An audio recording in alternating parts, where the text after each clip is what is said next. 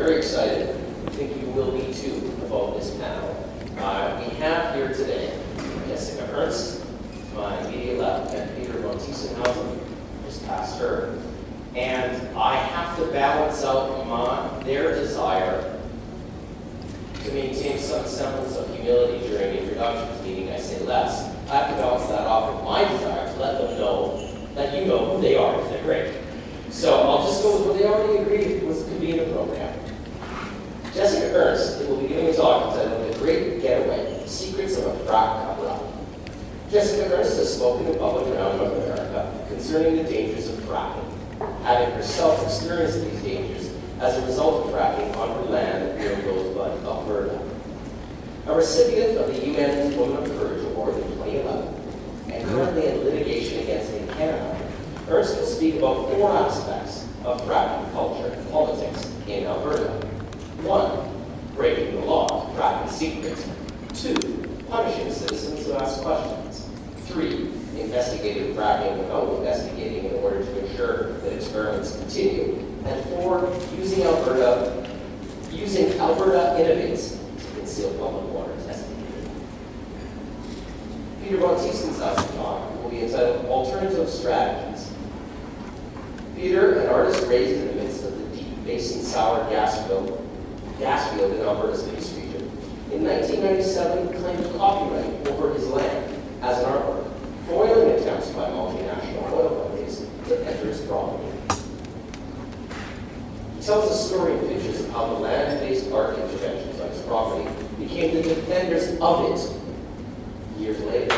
His unconventional take on what is valuable in this region led him to spearhead the construction of one of the most eco-friendly rural public buildings in Western Canada, the Demet Community Centre.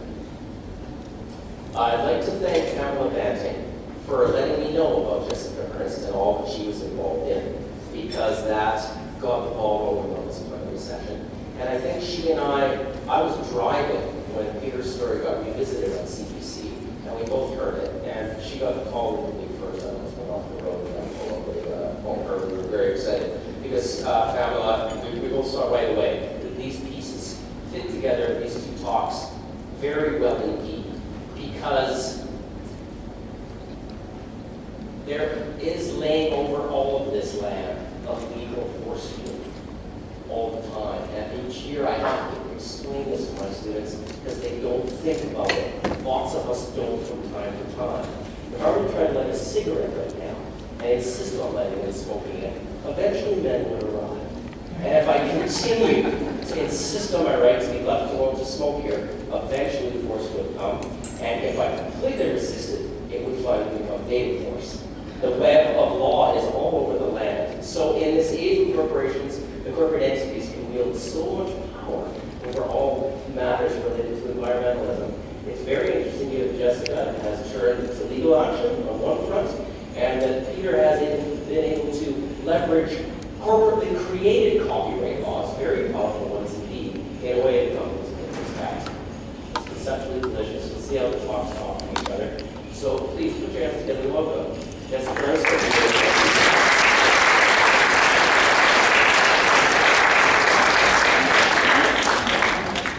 Thank you, Mario. Thank you for being here. I am Jessica Ernst. I am also suing the Energy Resources Conservation Board, for short the ERCB, and the Alberta government for unlawful activities as well as Montana. That's a very terrifying way to live. It is not something I want to do. It's a very difficult story to tell. This is my water. It is not photoshopped. My legal case statement of claim is on the website. My case, I believe, is all of ours. It's not just mine. It's for water. It's for everyone. It's what they did. It is so bad. There's a lot more information on the legal case website. And now I will try to jump into this story. I'll start with history. In my community, including my water, well, gas, present, yes or no, no. This is the actual record. You can see the Alberta logo up here, Alberta Environment. You can't read the data, so I blew up the important part. This is 1986 on my water well. My legal team looked at 2,300 such records around my home before the shallow fracking experiments began in about 2001. Only 4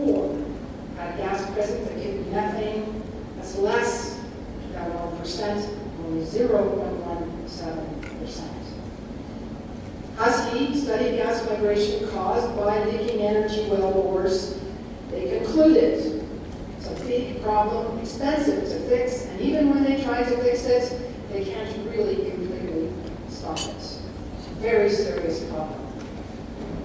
The photograph is my community. We have zipped through the conventional oil and gas.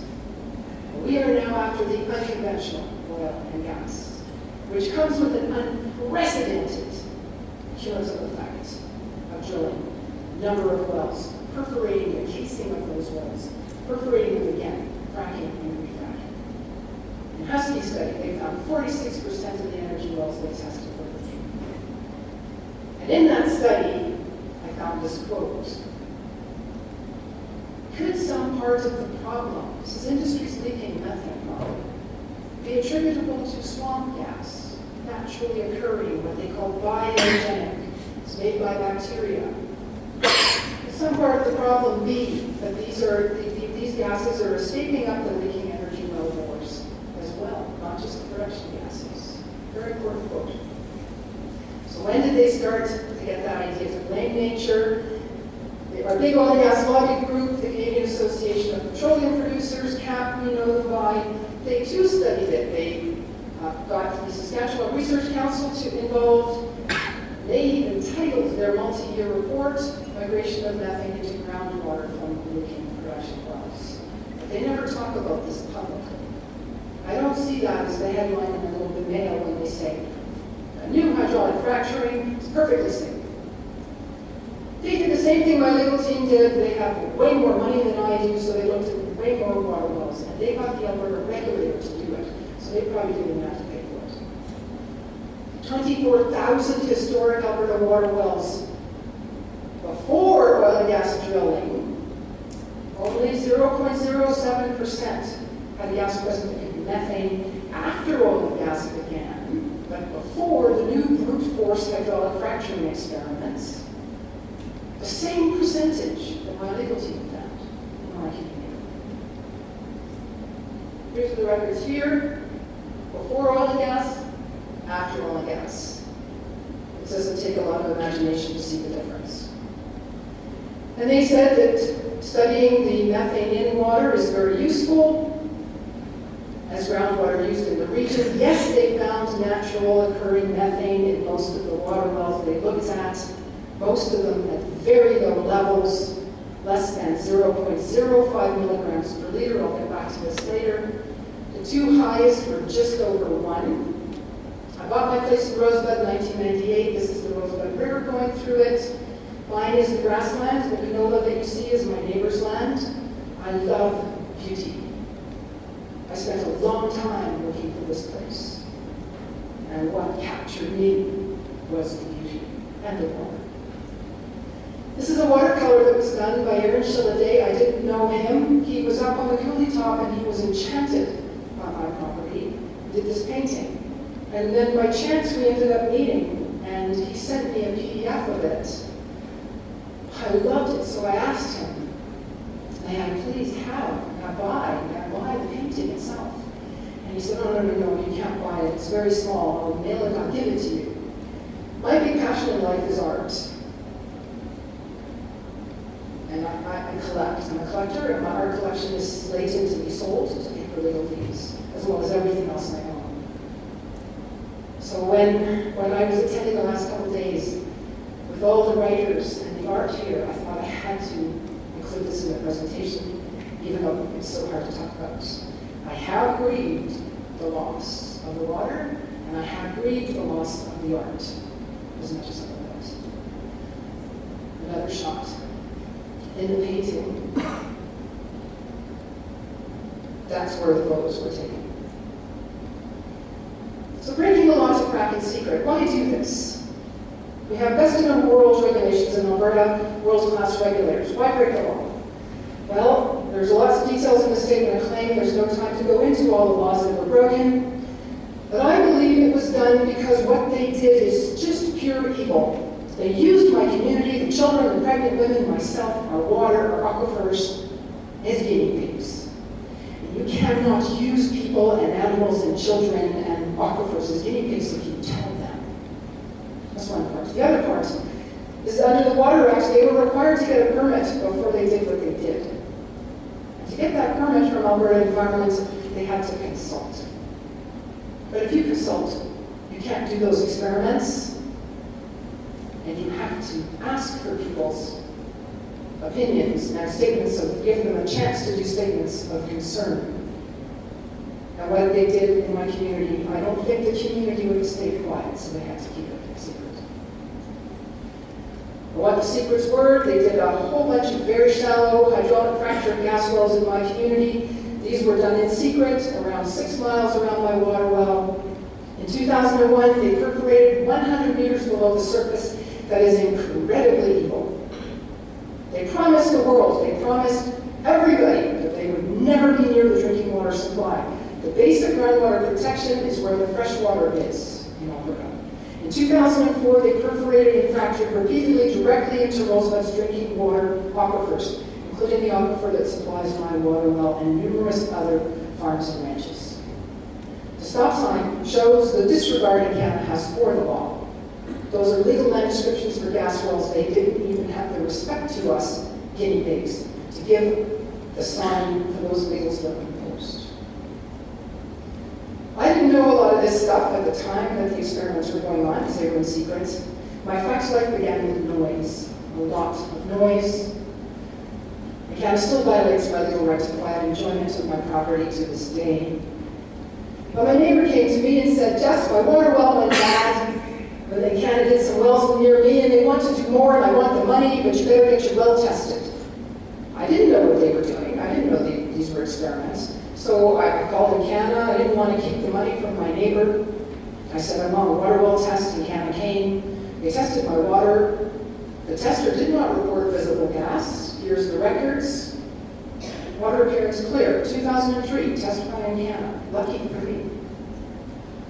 2003, same year, the Research Council, which later became Alberta Innovates, that Mario spoke of in the introduction, they had a report publicly available that said natural release of methane from coal formations in Alberta is rare. Why? The formations are tight. Methane hangs on. Naturally, it does not want to let go. And that is why they have to do the hydraulic fracturing.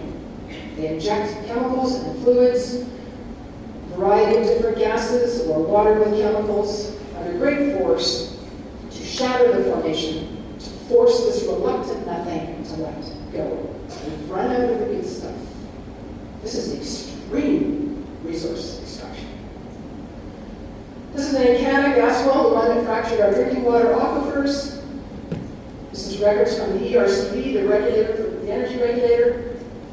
24 zones perforated. They promised us the casing protects our water.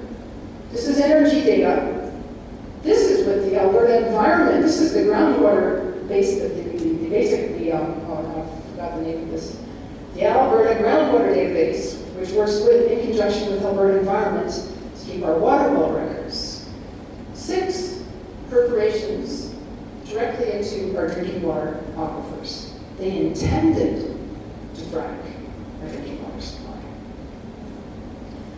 Manager with the ERCB had a public presentation that said shallow operations can be high risk.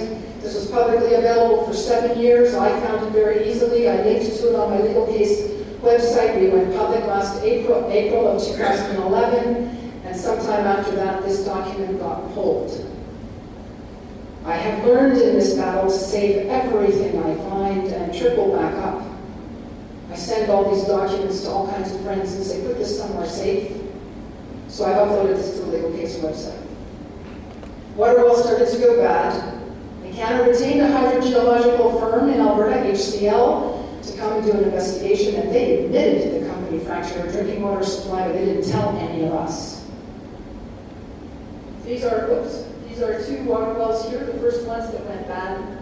Here is the shallow fracked gas well. These are 2 freshwater aquifers. My water well's over here.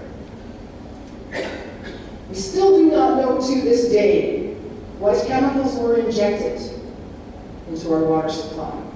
Almost 200 shallow gas experiments happened around us on almost 200 shallow gas wells with a variety of different fluids. Nobody will tell us what we were bathing in, ingesting, breathing. And Canada keeps saying, pure, they'll pitch the air and say, oh, we'll be fracked with nitrogen. That's only after they did the experiments and figured out how to make the methane let go. Pure is the air we breathe. We use nitrogen, just nitrogen.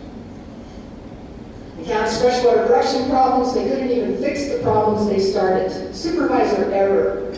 Too much pressure. What are they doing with fracking? A lot of pressure. They cracked the remedial cement, the cement that is supposed to prevent gas from migrating into our aquifers. I found out about this 4 years later. They never told us this. This was the well that had fractured our drinking water aquifers. Canada investigates itself, says they're innocent, and our local water well driller and our local water regulator, Alberta Environment, and Canada blame our local water well driller. So neighbors came to me with a blanket approval type document. Unprecedented cumulative effects. The effects to the land and water are extreme. And I Canada had a landman going around and trying to trick my neighbors into signing a document that basically would have said, frack free for all. But they were getting suspicious. They wouldn't get their questions answered, and they thought this didn't sound right. I was working as a consultant for Canada at the time. I said, let me see the document. Yes, it's inappropriate. It violates Directive 56. I will call the Canada manager, and I did, and told him what was happening. I said, I'm doing consultation work for you up north. Consult with my community. Albertans are the most accommodating to oil and gas anywhere in the world. Tell them what you're doing, their concerns will be gone. No, no, no, he says. If we can get them all to sign it, we don't need to consult. I didn't know they were doing experiments on our aquifers and us. So I talked a long time with him. He finally agrees to hold an open house. A few days later, the same landman, the same inappropriate document, the same lies and tricks were being told to try to get my neighbors to sign. Not only did Canada lie to me, Canada lied to my community. I had no choice but to resign. How could I ethically work for a company that was lying to me? I was not an employee, I was a consultant. Finally, Canada has an open house, I think only because I had resigned, and they promised us. This is October. In March of this year, they had already fractured our drinking water aquifers. In 2001, they had already perforated into our fresh water at 100 meters below the surface, and they said they would never frack near our drinking water supply. In fact, they would even be far below the impermeable layer. They tell these same lies everywhere they want to frack. They're all the same. They're not very creative liars. And they promised a little bit of money to one part of the community, which effectively silenced almost everyone. Silenced those who promised the money, silenced those who didn't get promised money because they were hoping to get promised money. And a few months later, the Rosebud Water Tower blows up in an explosion. The manager is very seriously injured, hospitalized. Investigators say an accumulation of gases. This cartoon is 2011. The industry guys there are going to prove that coal seam gas, which is coal bed methane in Australia, isn't going to affect the water table. And in the background, boom, we have a water well blowing out, just like our water tower blew up. My water dramatically changed. My water well became a better gas well. My water taps began whistling like a train coming. Incredibly painful caustic burns to skin, irritated eyes. I had no idea that it was my water. They didn't tell us. I'm Canadian. I grew up believing we would always, all of us, have wonderful supply, infinite supply of safe water. Incredible painful cracks on the tops of my hands from doing dishes, so much so that I began noticing I stopped doing the dishes. Soaps and shampoos that I had not changed made no more sense. Gas, there was so much gas in my water that I didn't know at the time, but it was spurting water out, so if somebody flushed the toilet and went to use it quickly after, the toilet seat would be a little bit wet. Same thing the edge of the bathtub. And it wasn't until one day I poured fresh water for my dogs, and they backed up in revulsion. And then I knew, I went, oh man, something's wrong with the water.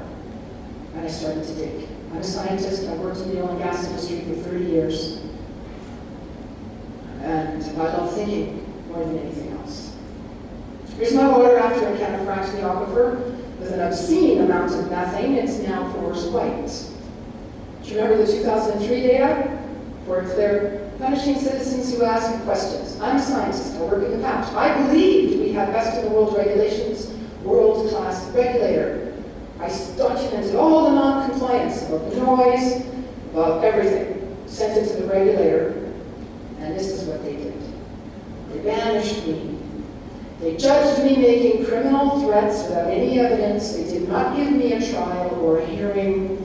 I was pronounced guilty before proven so. The same manager who had the year previous presented that shallow fracking operations can be high risk. There's the letter. They put it in writing. They are so arrogant that they have become stupid. Our regulators in Alberta. They put this in writing. This is an infringement on my Canadian Charter of Rights. And do any of you remember when the ERCB used to be the EUB and they got caught breaking the law, or they got caught spying on Albertans? Yeah, it was quite the scandal. Well, they copied the RCMP by banishment, as well as the surveillance branch with EUB and their security. I'm a scientist again. I looked at this. My neighbor was with me when I opened this up, and she almost fainted. She sat down. She was so scared. What are you going to do? They might throw you in jail. I said, well, if they throw me in jail, you have to bring me my laptop, and you'll have to get someone to take care of my dogs. And I wrote a letter. As soon as she went home, I wrote a letter asking for clarification. And this is how serious they took my banishment. I sent a signature required express post. They refused my mail. I got this back in my mailbox the same day this was on the front page of the Edmonton Journal. I had been talking in the Yukon, and a journalist had read some pieces about me. She wanted to meet me. She came down with a camera person on the same day my data came from the lab. I had got my water tested, extremely dangerous levels of methane. So after that, our regulators do not like any type of media, especially not if there's truth involved. So they came out with a directive, I think, just to cover up the cover-up.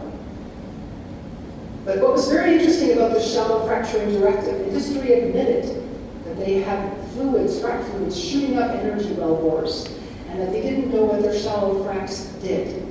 After I went public with this, it vanished. They pulled the directive off the ERCB website, they changed it, removed these two damning statements, and put the directive back. And Canada had a technical briefing that said if there's a problem or a concern about water supply, they'll supply water. This is in writing. It's a lie. They don't. The government knew they had failed us. They promised all adversely affected families safe alternate water now and into the future, regardless of whether the methane is naturally occurring or not. And they finally came to test. They knew in 2004 that in Canada had fracked our aquifers. They ought to have been testing everybody's water wells, starting before the experiments began. And they were visibly alarmed, sickened by the level of gas in my water, and the tester with many years' experience, we're not talking a student right out of school, or a high school student who'd never seen methane-contaminated water, and they blamed me for causing the contamination because I didn't have cattle and didn't use my water well enough. 3 days later, we have an emergency meeting with Guy Boudelier and his staff, his hydrogeological staff, and we are blamed for causing the contamination because we used too much water. I lived at that time with 2 little dogs. This is one small portion of the sacrifice zone. The yellow in the middle is my water well, right here. The solid red circles, these are the solid red dots, are the wells that in Canada fractured more shallow than 200 meters below surface, or above 200 meters below surface. The circles are above the basic groundwater protection. So all the red, those are all the wells they did above the basic groundwater protection. They're telling us. The regulator came up with this last fall. Here's the base of groundwater protection, the dotted line, there's the fresh water. They're showing the shallow fracs below it. They're still lying to us. They're still misleading Albertans. There's been thousands of wells fracked up here. when you get fracked, they come and frack you again and again and again. And Canada is still fracking above the basic groundwater protection right near my water well. It was only after all those experiments that the government brought in baseline testing. It's mandated. They also can test the gas in water. They can figure out where it's coming from. They didn't tell us these results either. I found these out by Freedom of Information 2 years later. 2 different labs, Maxim in the city, Dr. Carlos Mullenbach's at the University of Alberta, they matched the gases in 3 water wells in Rosebud to the gases in shallow and Encana wells in my community. These are legals for gas wells, and this is the township range of the gas wells for Encana in my community. They didn't tell us. They've still never publicly come up with this. That's one page of the data. Some of the chemicals they found in our water, I won't go through them all, evidence of petroleum distillates, benzene, carcinogen, toluene, known neurotoxin, especially in children, hexagon chromium, they found in one of the monitoring wells. Again, they didn't tell anybody. I found out via Freedom of Information.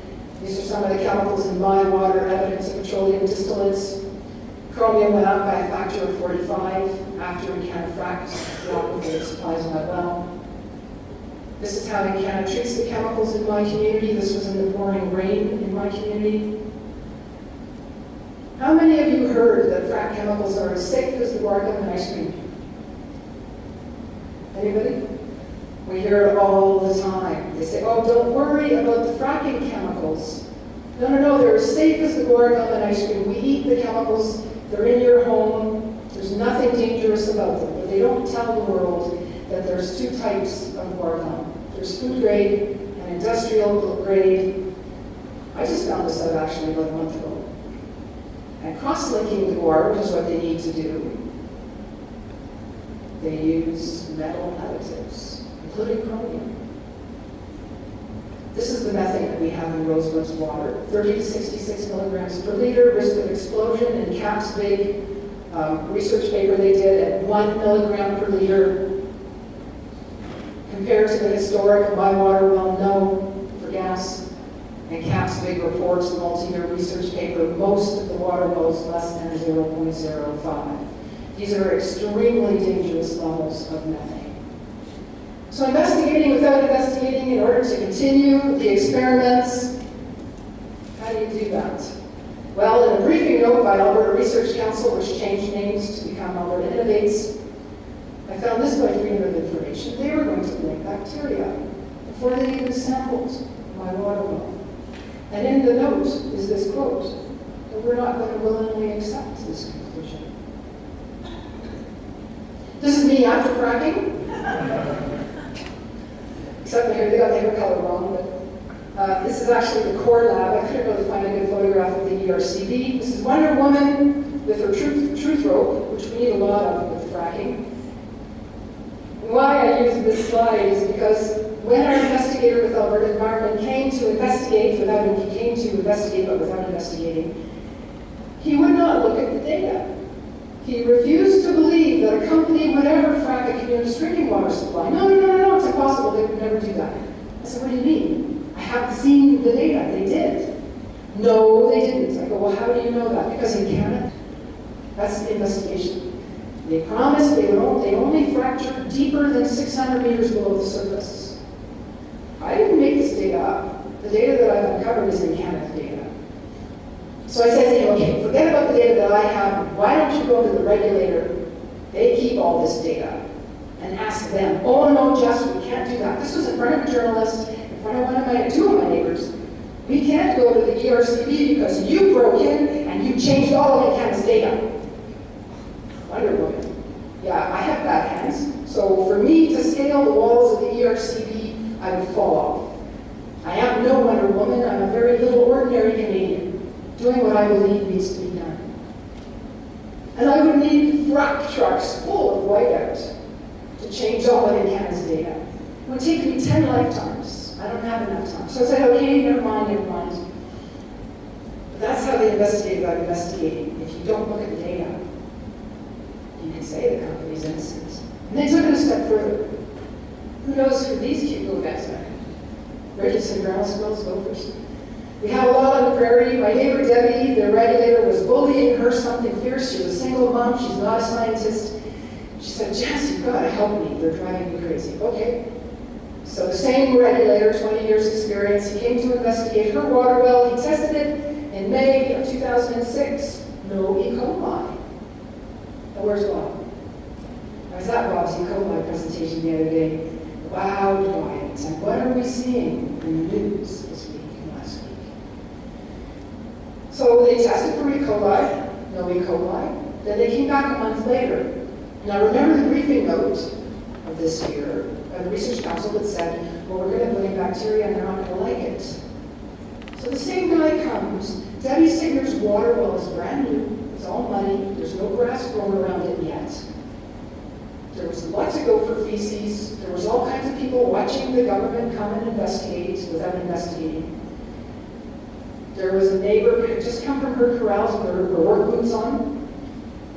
And Kevin is resting the sampling canister in and out of the mud. It was a hot, humid June day without sterilizing anything.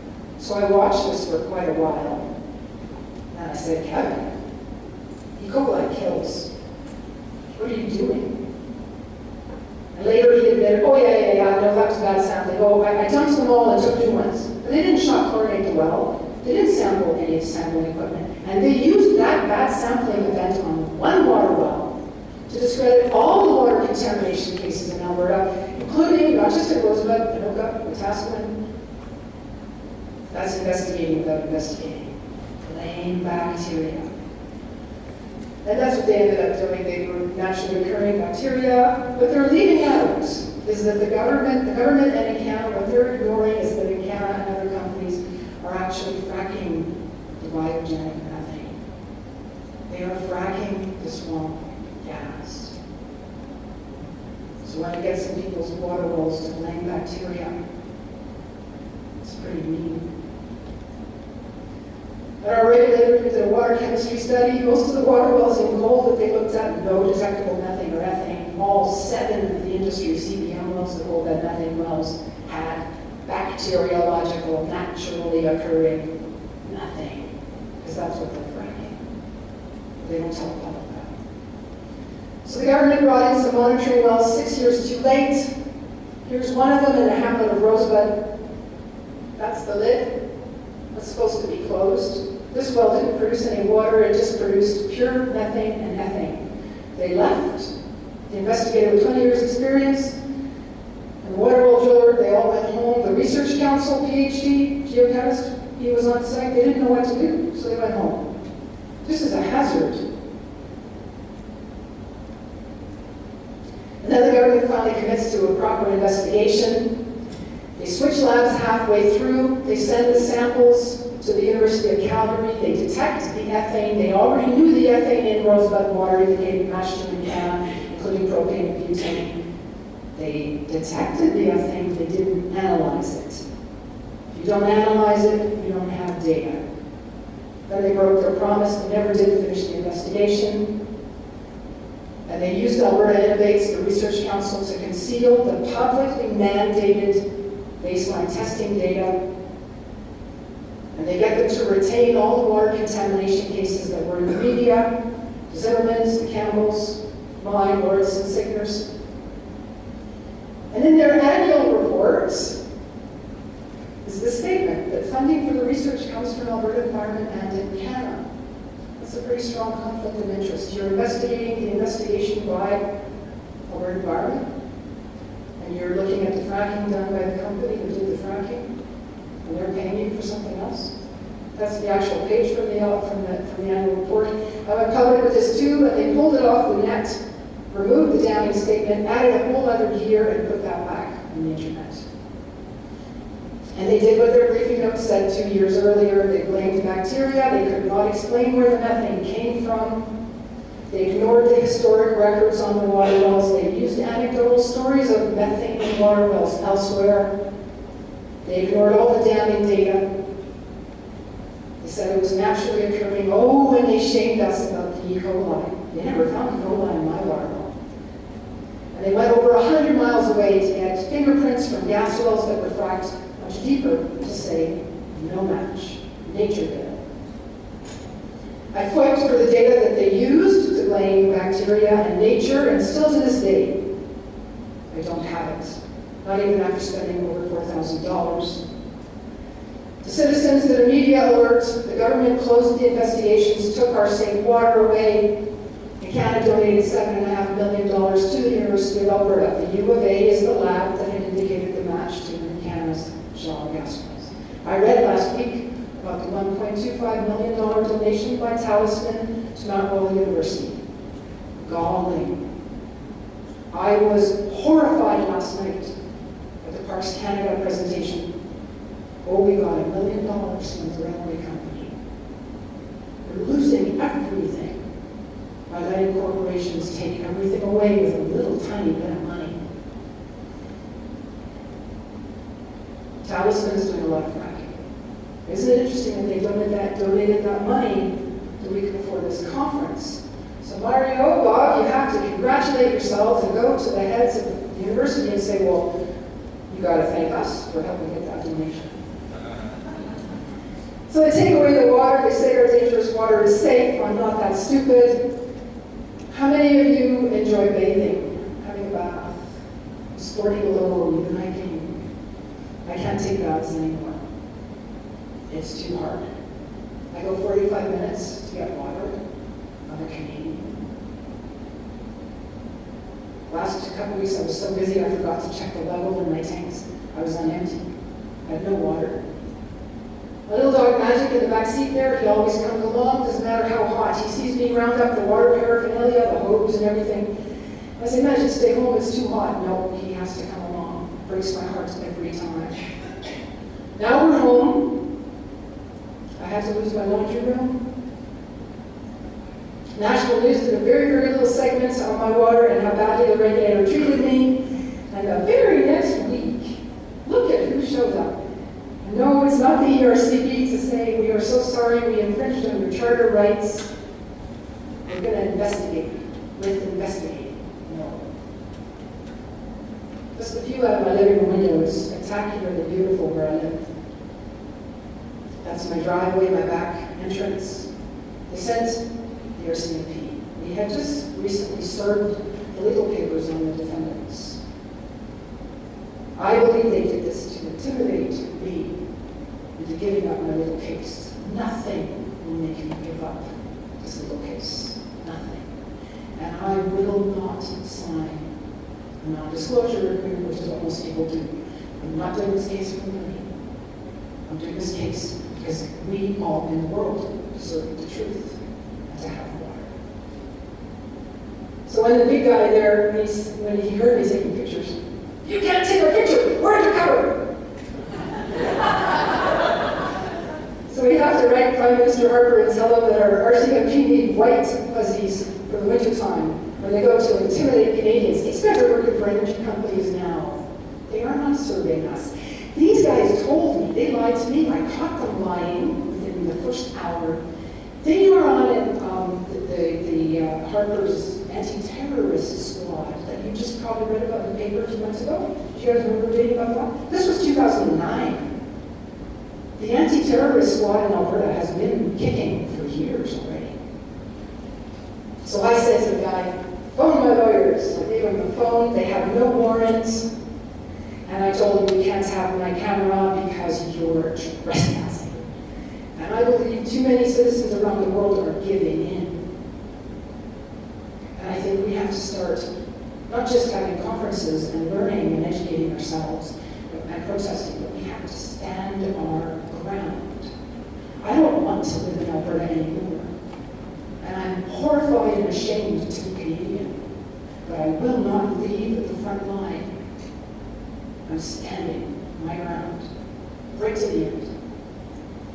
So now, if this was natural, if E. coli did this to my water, E. coli down in the other community, would they waste your tax dollars sending to RCMP to intimidate a middle-aged woman and a little dog? And Canada finally gives the promised money, they double it, they add $50,000 maybe for interest. It took 4 years.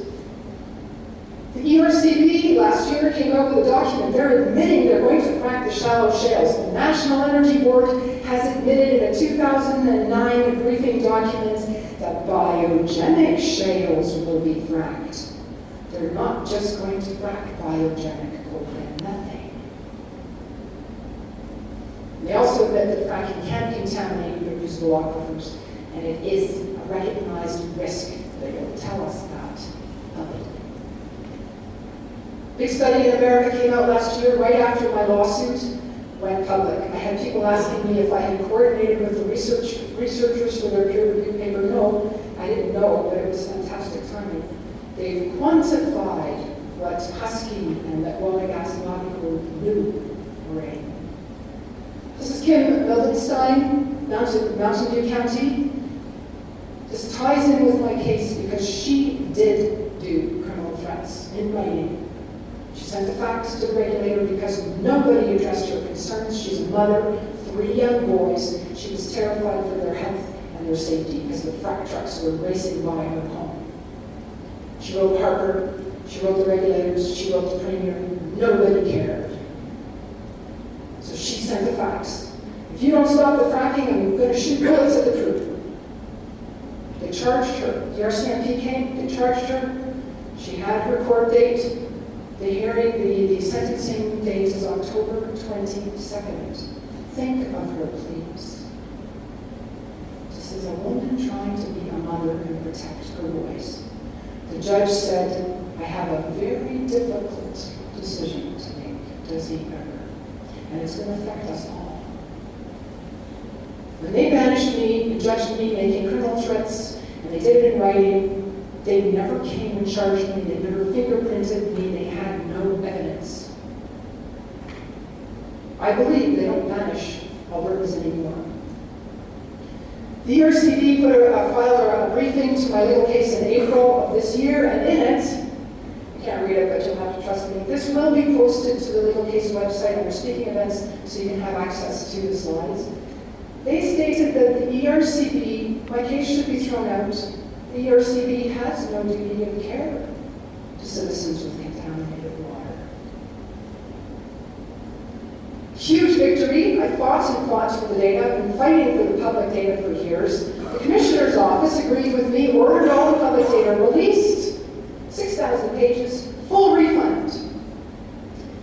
When the Research Council was quoted in Matthew McClure's article in the Calgary Herald, we thought we were doing the right thing by not releasing the information. There's my check. I took it to the bank, it went for legal fees, but they are refusing to release the data that was ordered and released, claiming, using my legal case. She's suing, we can't release it. Lois Frank, standing tall. She's protesting in front of a gas frac truck with 2 other women. Her people charged her. She was criminally charged for intimidating those big trucks. And her case was supposed to be heard June 20th. Lois has been through hell for a year, almost a year. The Crown stayed with charges. It's important. And I'm not alone anymore. And there's women. It's women taking big risks about the fracking. So 8 years. 8 years. Who knows what I was bathing in, breathing, ingesting. 2 years the government provided water, 4 years up in home on my own, and then Plains midstream sour crude spill into the Red Deer River. This is my replacement drinking water. These toxics are more harmful through your skin. No duty of care. That's all of us. No duty of care. World-class regulator. Best in the world regulation. And none of you have care by the energy regulator. Just recently in the news, I'm almost done. This is fascinating. Pure as the air we breathe. We frack with nitrogen, liquid nitrogen.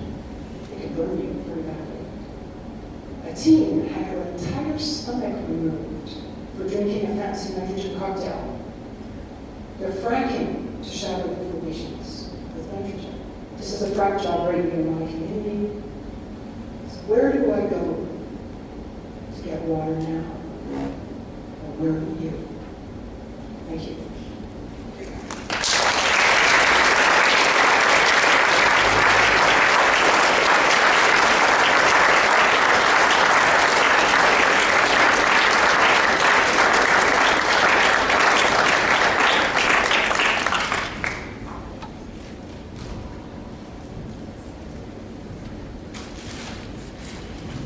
I'm not sure how I followed that.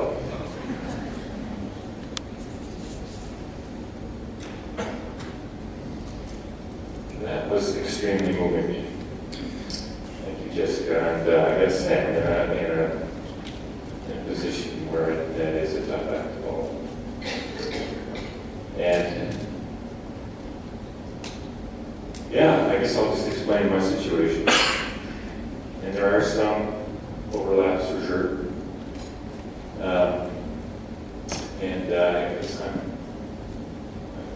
it brings me back a few years to some of the things that we went through, which, we could never really prove. And that's, I think, what you're banking on, is that we can't prove it. But we live our lives. I did not produce this Western sky. It's over the studio last year. But I am in awe by the world that I'm surrounded by. I've chosen to live in that part of the world. We built our own house years ago, and about 22 years ago, I gave up my job and became a full-time artist.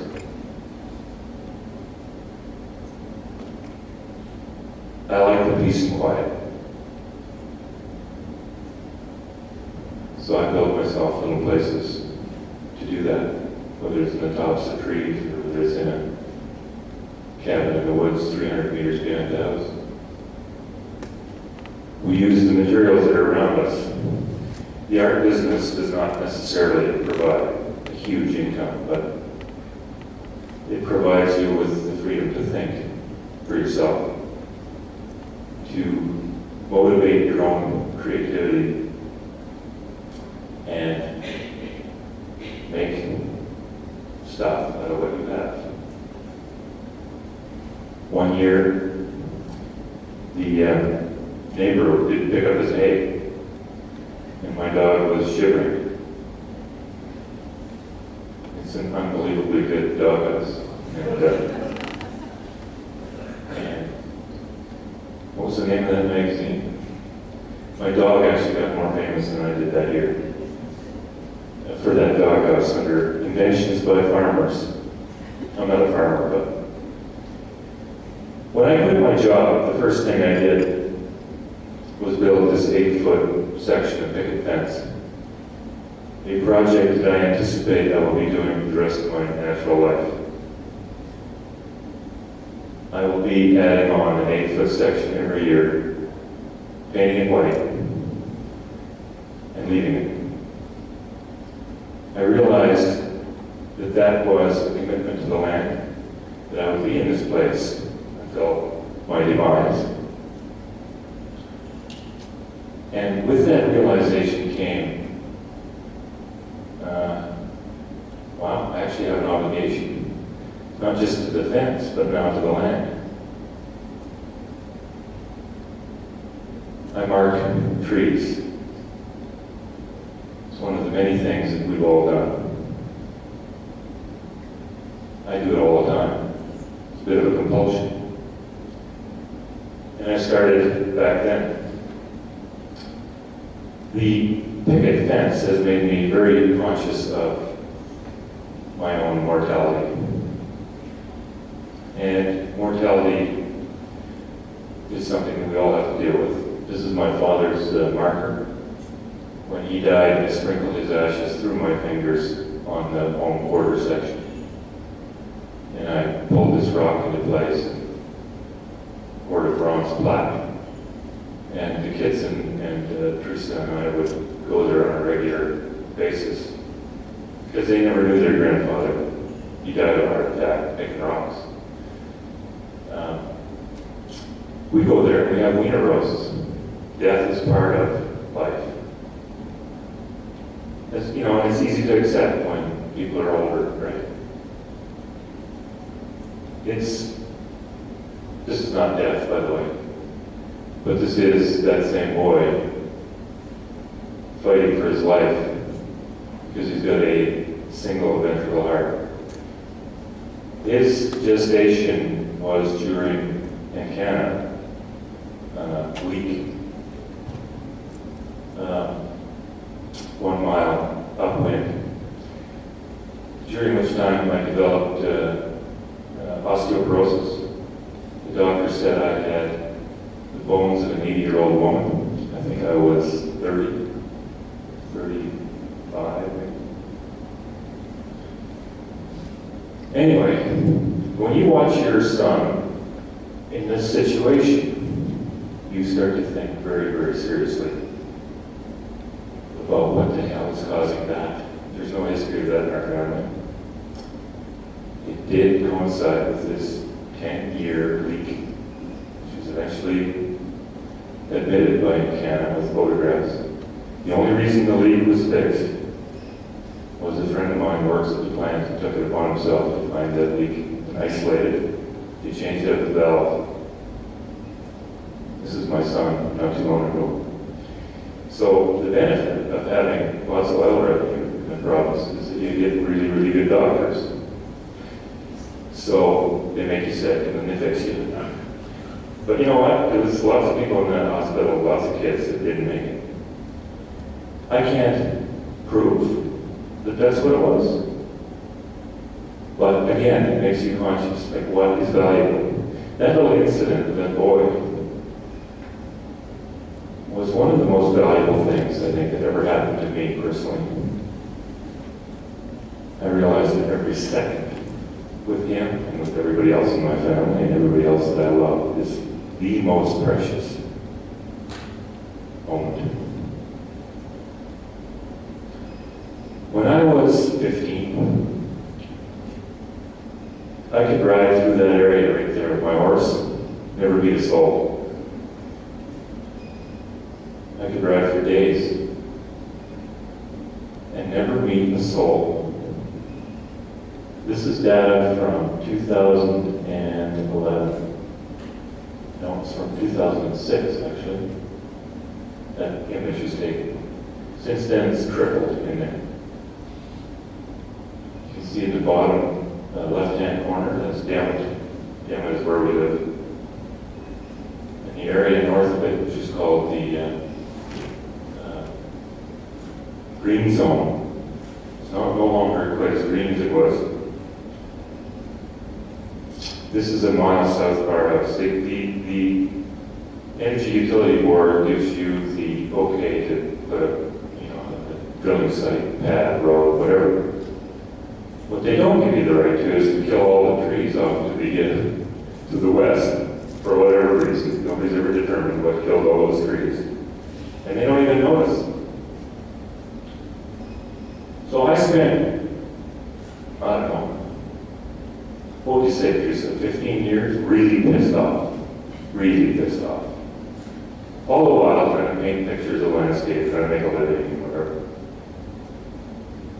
You know, going on a holiday up to the Yukon or to the show or something, you come across this kind of stuff. Like, you know, stuff happens, right? You're just a tourist. This is Muncho Lake. No, the hitch has got security on it. These things are foolproof. Not so much. Climate change, not happening. What's that lake by Faro, Yukon?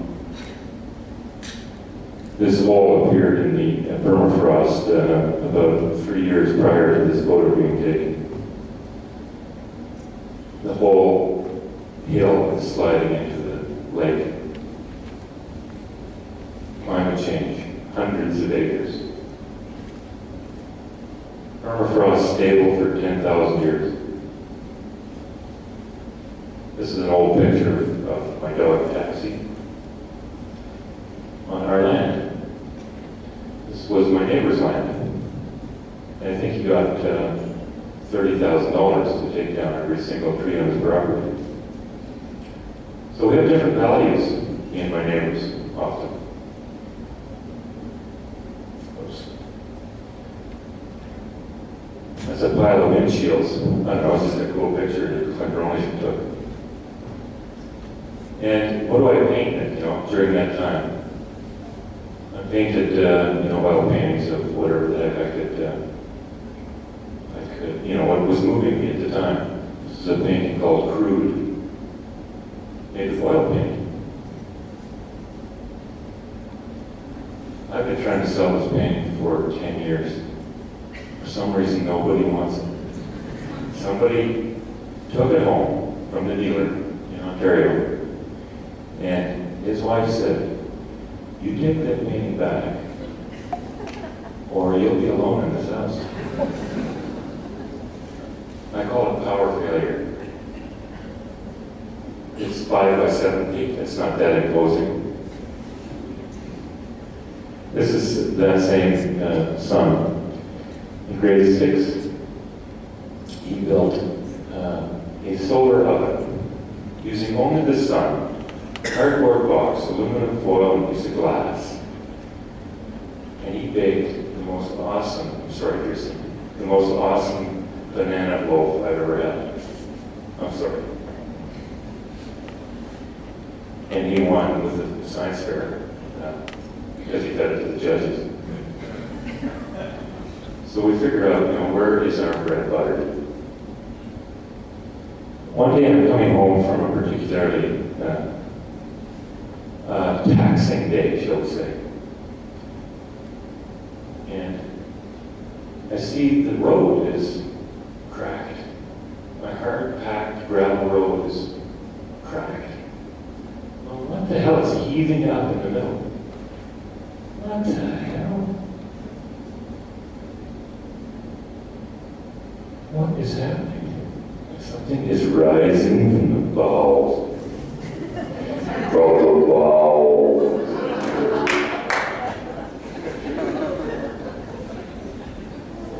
What is it? Mushrooms. Shaggy mane ink caps. Or the alcohol carcinogen talking about later. That's called. The soft overcomes the hard. Whatever you put into the world has an effect. This is a 100-foot woven willow ship in my field.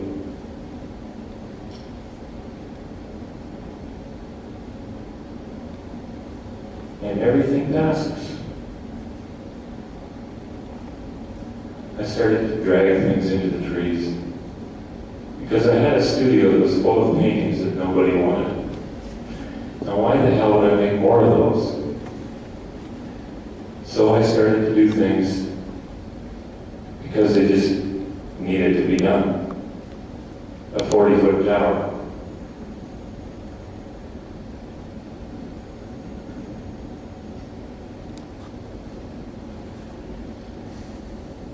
One day I found a piece of wood at the dance center.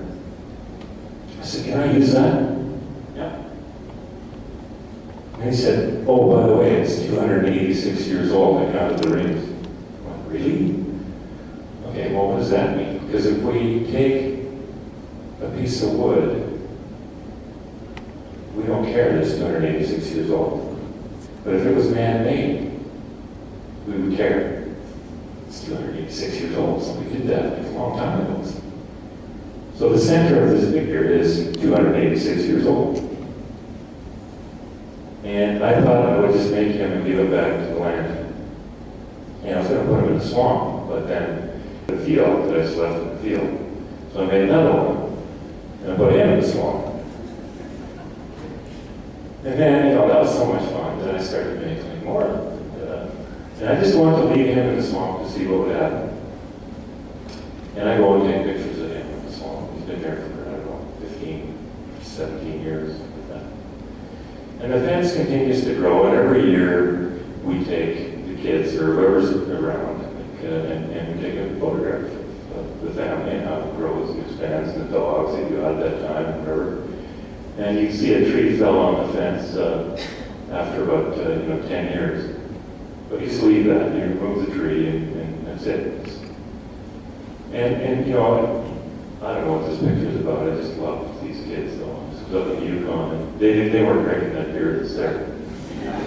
That might have actually been mine, because I need both hands to take the photo. I don't know. I'm just going to show you a bunch of pictures of installations and things. This is pulp drawings. So they're giant installations. I've done 1,500 of these drawings of pine trees, when the pine trees are all down, and this is in Prince George, a very appropriate place to do it. So I went to the pulp, I got the pulp, and then I got ashes from the trees that made the pulp. And then I painted memories of those trees onto the pulp. And then I hung them up in the gallery.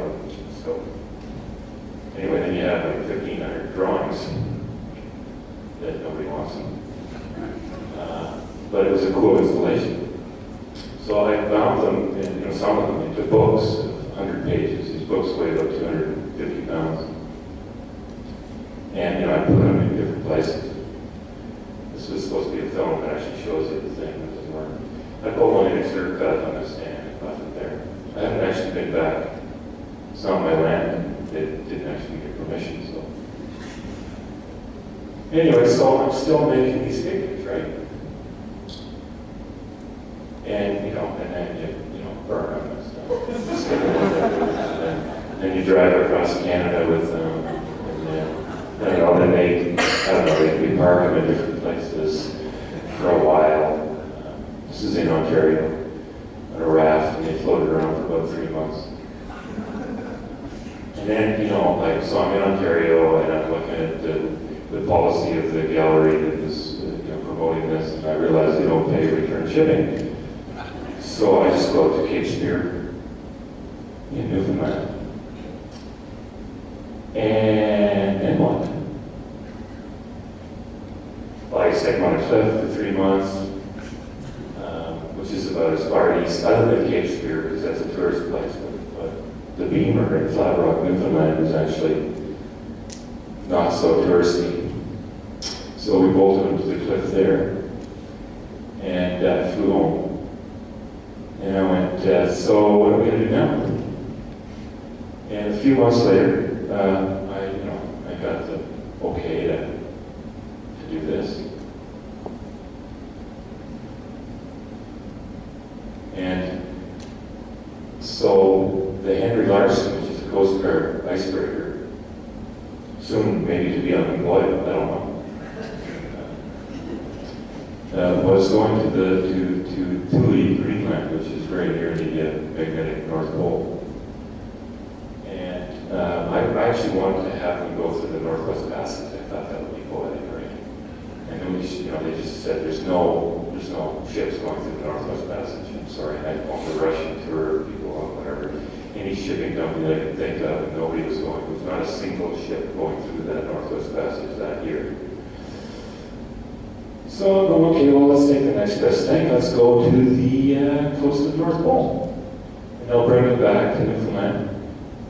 And halfway through the summer, the captain emails me and says, I'm terribly sorry, Peter, but there's been a change in plans.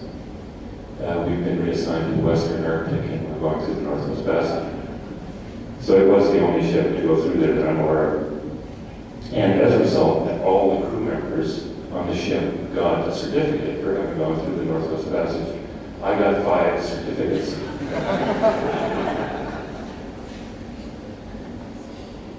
And then what do you do at the other end? Right? He said, so what do you want us to do? I said, well, you got to unload it at the other end. He said, well, there's no port that'll hold the ship. I said, well, I don't care if you have to make it into a raft. Like these things have got to be unloaded. And so we organized together a passing at sea of the Northern Transportation Company barge and the Coast Guard ship, and it happened to be a helicopter on the Coast Guard ship. So we transferred them. And this is where I met my good friend Carson on this trip. Not on this trip, but trip to get these things actually on this trip. Now that transfer happened on September 10th or 9th of 2001. And then of course September 11th happened, and there was a seat sale for Tuktoyaktuk after they opened the airports. You don't get seat sales at Tuktoyaktuk otherwise, and I don't want to make light of that whole situation, but the figures, one of them lost his legs actually at sea. I don't know what that means, but it's kind of like, I gotta say it. He lost his legs at sea. So I flew out to Oct and I made him some new legs. And we found wood off the beach.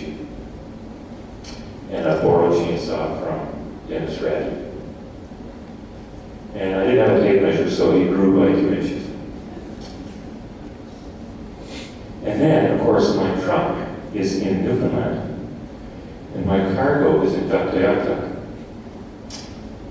You can't actually get further apart in Canada and still remain within the boundaries. So I drove across Canada empty, and that's maybe the second time that I met Carson, and we drove up together. And Carson actually helped me load those things, and I became, for a short period of time, an ice road trucker.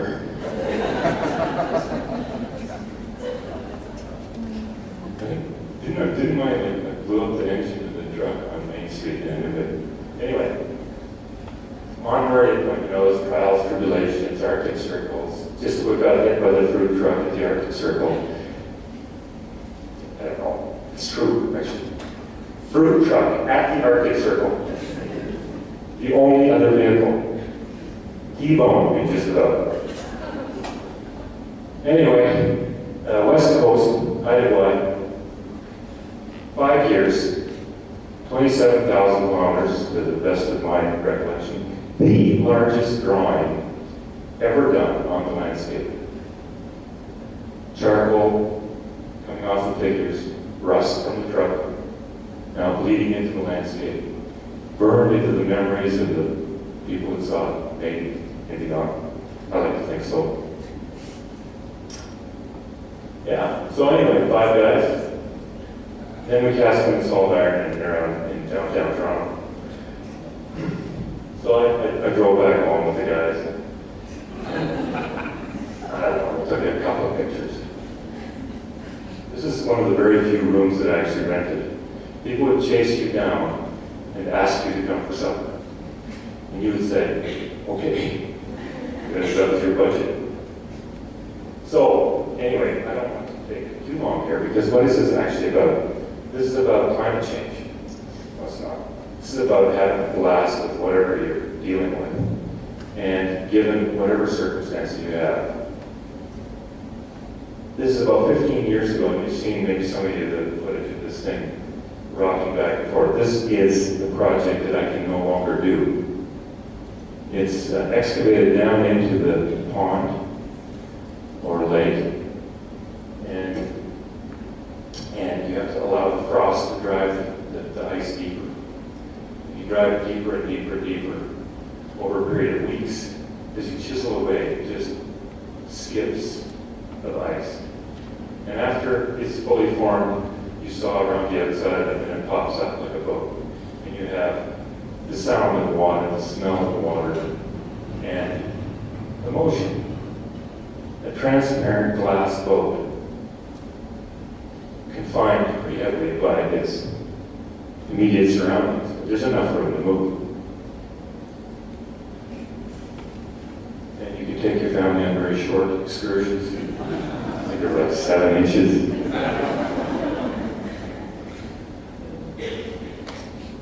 But anyway, just a bunch of ice stuff. I don't know, just show you a bunch of ice stuff. That leads to, the next logical thing would be to try to part the waters. To drive the frost right down to the bottom of the pond and divide it in half. Didn't work, but it was a pretty cool idea. And that, of course, led to a bunch of other stuff like this. That is a logical next step. Hanging 36 sticks from the ceiling. If you stood where that gentleman's standing, then you'd see this. So it's just about the perspective you decide to take on something. What are you going to do? This is a piece I did for Prince George, an iron figure in a bronze tree, all made out of a pine tree. Cast in iron and bronze. My dealer, my ex-dealer, said to me, you know, can you get off the figure thing already? Like, it's getting a bit old. I said, yeah, okay, I'll work it out of my system. So I started to scratch this into charred pieces of wood with whitewash, carved into whitewash, like a sgraffito. And I thought, okay, I'll get this out of my system. I'll get this out of my system. Woo! Anyway, I kind of ran out of room for putting this stuff, right? Because again, there's not a huge market for this stuff. So I got my bike and I modified it so it would ride on the railroad tracks. And I started to ride on the railroad tracks. I thought this would be like a way to connect to the whole of North America, possibly beyond, except the town. Now I'll cut it. But if I write my text onto those tracks, and these are words that I'm writing. I mean, you can't read them. I can't even read it anymore. I've forgotten everything I ever wrote, which is really good. I'm embarrassed by it later. Then a train comes over and picks up and acts as a giant printing press and takes it out to Churchill, Prince Rupert, Vancouver, Halifax. Cool idea. So, you only have so much time and so much railroad track, so you gotta cover some ground. Anyways, blah, blah, blah, bridges, whatever. I'm running out of time here, so I gotta zip through some of this stuff. So then there's Carson helping me with stuff too, and I'm collecting dirt all over the place and getting, for the Bow River project we're doing, I collected, 100 samples of dirt from upstream in Calgary to raise awareness of the Bow River. Oh, that is 100 samples. I don't know how clear that the color there is, but it was an incredible array of natural color. Carved 100 bows, carved 100 bows, branded them all over the website, and, filled them with dirt and whatever stuff. 100 things, different colors, blah, blah, blah, painted lines around them. Did 300 prints of things, and then found 100 people and put them on a bridge in Fish Creek Park and had them hold their hands out over the river and drop the boats. And so then, it was all about, raising awareness. And then if you found this thing, you could find, the website at the bottom, you could link it to what were you doing by the river. It's just stuff, right? It's about water, it's about space. Not space, you know what I'm saying. So anyway, that leads me to a crossroads, I guess, in my community, Devon, where I grew up. And we had a collapsing community. It was dead. Nobody cared, nobody liked each other. At least they didn't like me. And a community center that dramatically needed replacement. The pine beetles are taking out all the trees. And, then that was paired with economic collapse. So I'm going, that's a great opportunity. Because I remember this castle in Poland that had been attacked by Ivan the Terrible. And they managed to hold him at bay, which was rare. And when he left, they took the cannonballs that had made the holes, and they fixed the holes with them. They left them there for all time. Granite cannonballs, fixing the holes that they made. I thought, that's a cool metaphor. So we started harvesting the pine beetle wood. We built a bridge, which we called Bridge to the Future. My neighbors called it the Bridge to Nowhere. It went halfway across the Gulf. It was to become, first of all, we justified it as a picnic shelter for the community, but it would become the main entrance to this amazing building that we're going to build. As if, right? That's never going to happen. Economic problems, whatever. Dysfunctional community. We planted a pine tree. Because people have the thing, because, whatever, blah, blah, blah. They planted a pine tree, which which has just barely survived, I gotta tell you. And then, what the heck?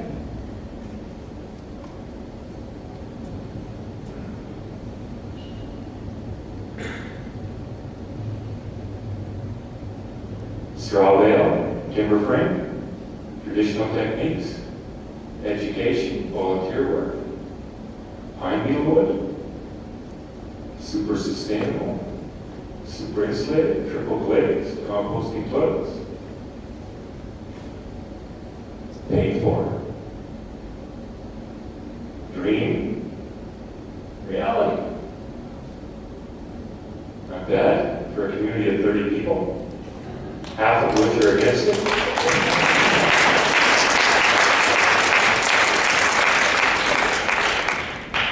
Thanks to the Alberta government, the federal government, and Canada, yes.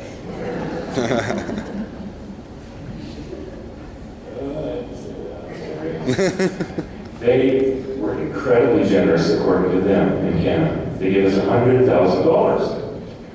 And this gas plant, which is, I think, with my kid in the hospital, has been operational for over 30 years, pulling out $1 million a day. So they gave us $100,000. Anyway, so there it is. But, people said, well, nobody will come. Well, if you bring in Maria in the shower, they'll come. Maria in the shower is a band from Vancouver. All guys. But they're awesome. We filmed it. We more than filmed it. In fact, we had to turn people away. And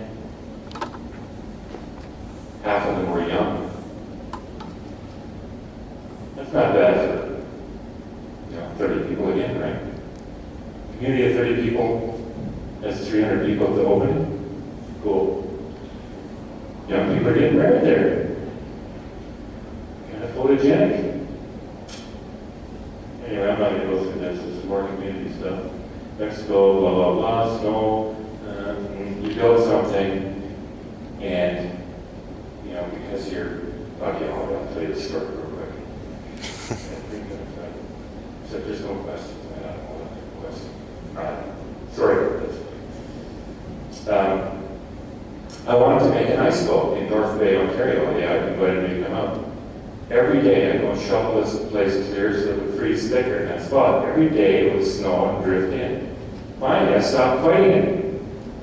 I started to pile up the snow in the middle. That naturally started to clear with the drifting, the same spot that I was trying to shovel clear.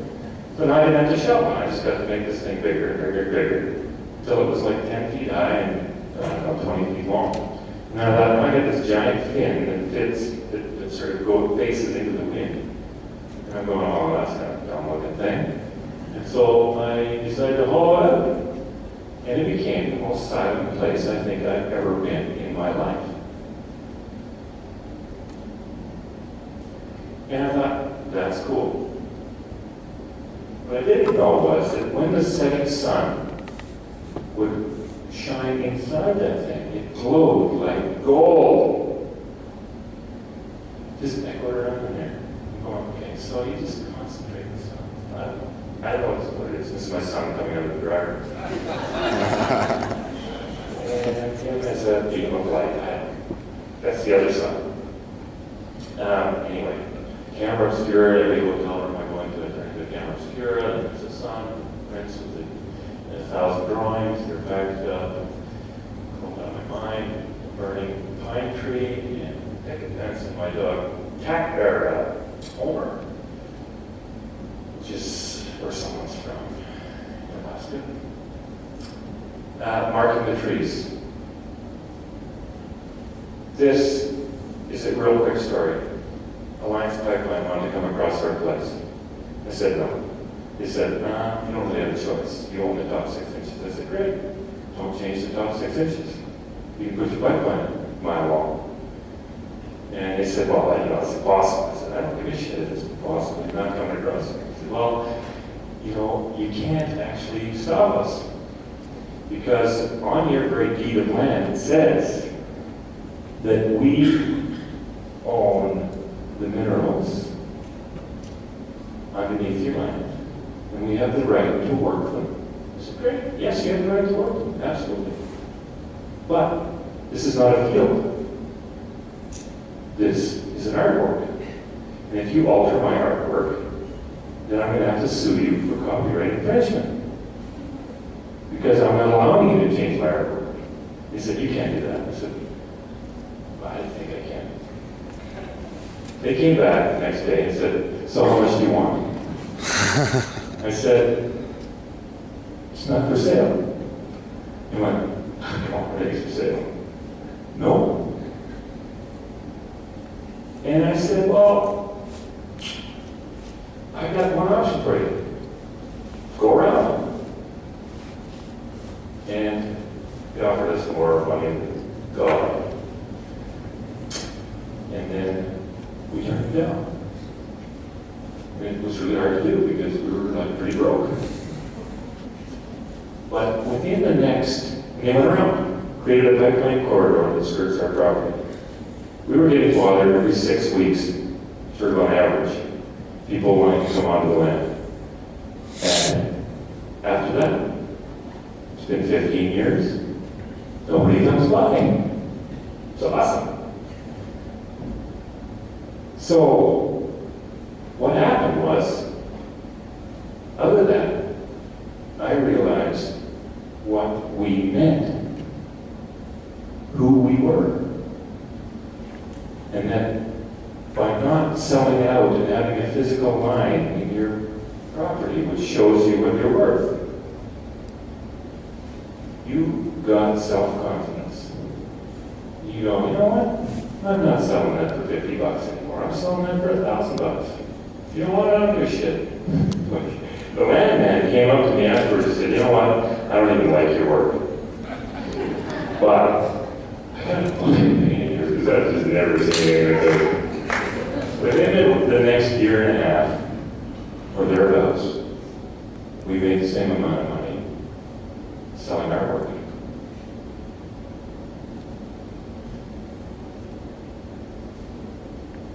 The trees are pushing the pickets apart. It's getting almost to the vanishing point in my landmine fence.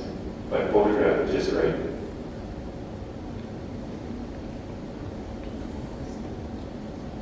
I went to the swamp figure the other day to take a picture so I could have it in this presentation. And I noticed a little tree growing out of the chest of the swamp man.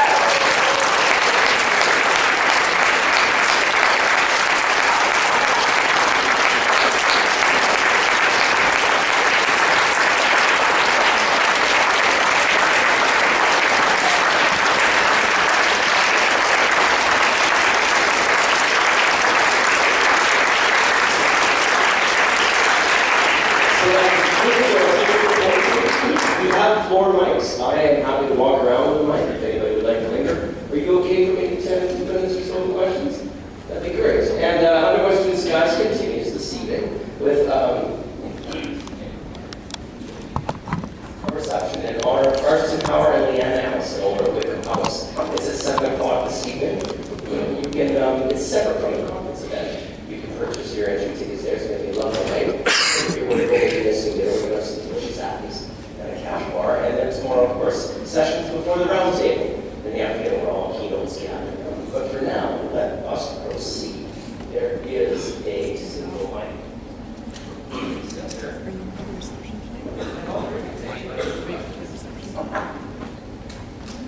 I'll start listening this way first. No, I can't. Okay. Just to say that was extremely powerful, your stories of resistance and living your lives with integrity.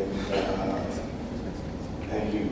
I guess my question is, given that you managed to prevent a pipeline from going across your land by turning it into a work of art, copywriting it, is that a strategy that other people could use to stop the web of pipelines that are being proposed to transport tar sands through all of the continent? I would hope so. I think that we all have to find our own way. I think that the first thing was that, I had, at that point, luckily, already something, I had documentation in place. I had, photographs, and magazine articles, television documentaries, things like that, that proved that I wasn't just making this up. It wasn't keep track of it. It was like what I was already doing. And I think there are lots of things that people are already doing. And, like, I don't know, planting gardens and hedgerows and grandfather's trees and swing, whatever. Things that we care about, things that can be replaced, except by time and by different people. So it's like this fence is not a fence, it's time. You can't bring that back. I get it once. I get to do it once. And that was the thing. And I went, oh, okay, I guess you're right, or the ship, or whatever. So I encourage people to do it, but I think I encourage them also to find their own way of doing it, right? And their own legitimate way that isn't crap, that is actually like, let's get the values of the people, on the table. It's like some guy in Calgary is drawing on a map, a line with a ruler. It just happens to go through a martin's den or a bear's den or through somebody's favorite grove of trees or, why doesn't that count? So I just find that there's values that aren't being measured. And we have to find those values within ourselves, just like Jessica has, and draw the line. We are not giving this up. The problem is most people do at a certain price range.